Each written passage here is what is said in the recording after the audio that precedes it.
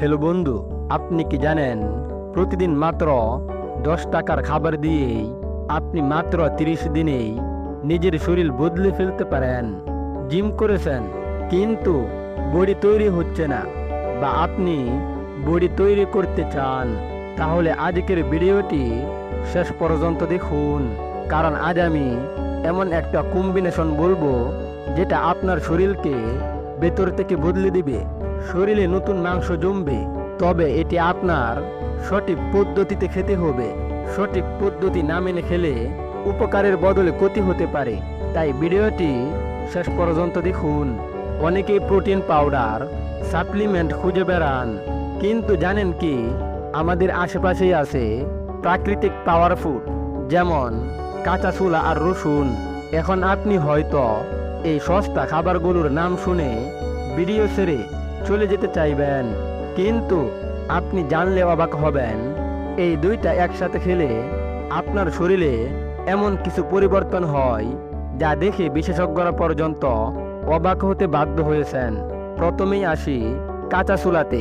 এটা প্রোটিনের একদম সস্তা ও শক্তিশালী উৎস, যা আপনার মাসেল গঠনে সাহায্য করে, শরীরকে করে শক্তিশালী। আর রসুন, এটা শুধু তরকারির মশলা না, এটা প্রাকৃতিক টেস্টোস্টেরন বুস্টার, রক্ত সঞ্চালন বাড়ায়, শরীরে স্টেমিনা বাড়ায়। যখন আপনি এই দুইটা একসাথে খাবেন তখন কি হবে জানেন? মাসেল গ্রোথ দ্রুত হবে, মানে শরীরে মাংসপেশি তৈরি হবে, শরীরের দুর্বলতা চিরতরে হারিয়ে যাবে, ওয়ার্কআউটের পারফরমেন্স বাড়বে, বডি হবে শক্ত ও ফিট। এখন প্রশ্ন হলো কিভাবে খাবেন?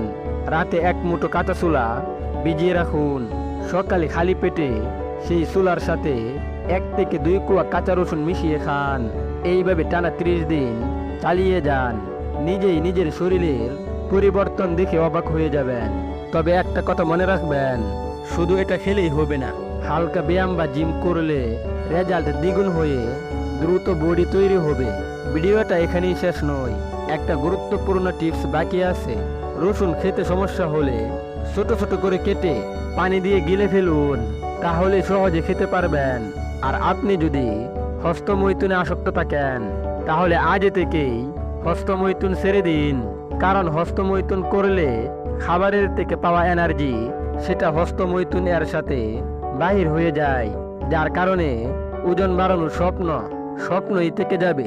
ভিডিওটি ভালো লাগলে একটি লাইক দিন, কমেন্ট করে জানান আপনি 30 দিনের চ্যালেঞ্জ শুরু করবেন কিনা, আর ভিডিওটা শেয়ার করুন।